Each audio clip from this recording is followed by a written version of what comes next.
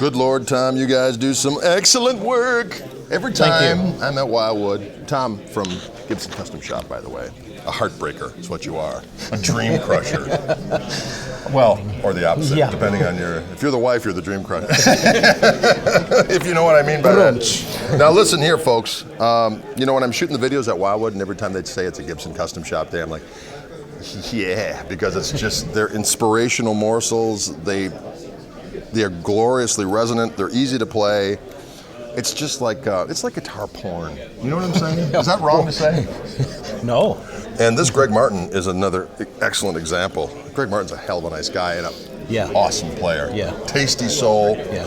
So tell us a little bit about what's going on in the, what kind of mojo do you put on these guitars that makes them so phantasmagoric? Well, it's now, we're 20 years into the custom shop this year, actually last year.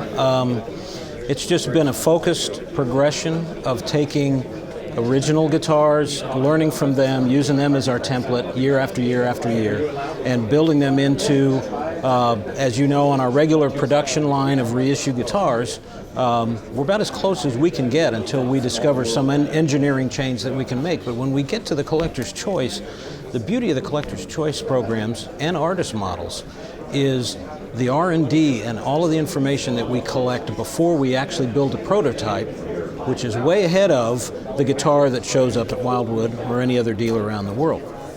It's the total scientific engineering, dismantling the original guitar, doing the digital scanning of the body.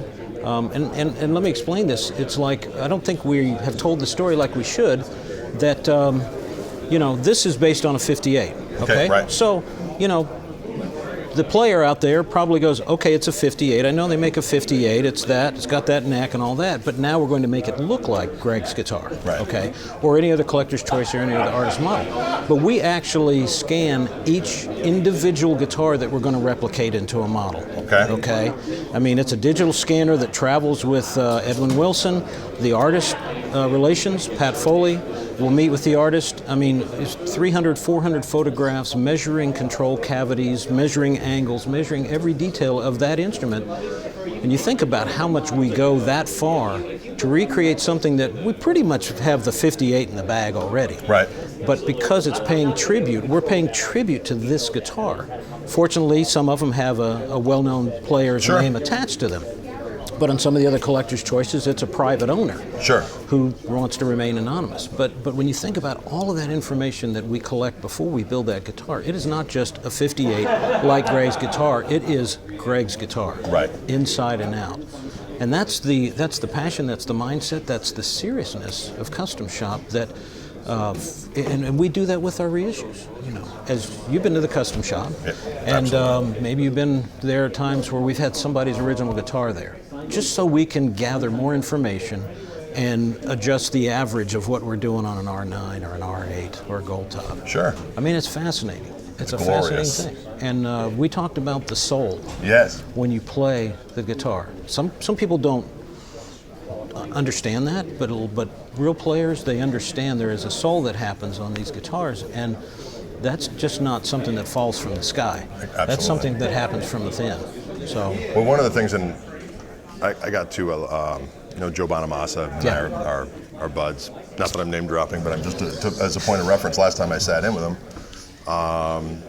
he goes, "I'll get a guitar for you. Don't worry about it." I'm like, "Okay." So I show up at sound check, and there's a guy waiting with his 1960 Les Paul, and I plugged it in and pretty much going straight to the amp, maybe a little tube screamer to give a little something when I needed it. And I think what most people don't realize, and even though I'm going to be using a reference I might get in trouble for, is that I refer to Les Pauls, the old Les Pauls, they sound like meaty tellies. You got sinew, but you got that spank and that clarity and that definition. And I think a lot of people, you know, of our generation probably, that were exposed to the Les Pauls that were made in the 70s, you know, no disrespect, but they had a certain, you know, kind of a nasally mid-range, kind of high output thing. Although quite popular to a certain generation of players. Absolutely, there's nothing wrong with it, but certainly a lot of the players that I listen to, you know, from the Blues Breaker, Clapton Record, and Fresh Cream, and Mike Bloomfield, and Dwayne Allman, and it's the only place to start. Exactly, Peter Green, yada, yada, yada. These are the sounds that I wanted, and so I could say that when I grabbed that real 1960, it sounded like the custom shops that I'd been playing. I thought to myself, you know what? This is... There's something happening today. Exactly. Because, yeah. Well, and what's interesting is that, well, only the old ones sound good. Well, when Bloomfield was playing that guitar, it was only 10 years old. It wasn't even 10 years old. It was a used guitar. Exactly. It was 6 years old at the time. So it's like, well, these aged pickups. Well, they weren't aged. Dwayne Allman's guitar was, 11 years old when he was recording that stuff. So it's fascinating. You guys are doing great Eric work. Kossoff, Page, those guys. I mean, they were just used guitars. Exactly. They didn't know what was coming. Right. Exactly. There was no holy grail at the time. So fascinating. Well, thanks for spending some time with us. Well, thanks you're for all welcome. the great work. Thank you. And I look forward to caressing more of these guitars as they come down the pipe. I'll call you for guitar lessons. I hope you don't charge much. We'll work out something. Okay. Greg Koch here at the Gibson Lair with Thom from the Custom Shop. Thanks so much for tuning in. We'll see you cats in the flippity flop.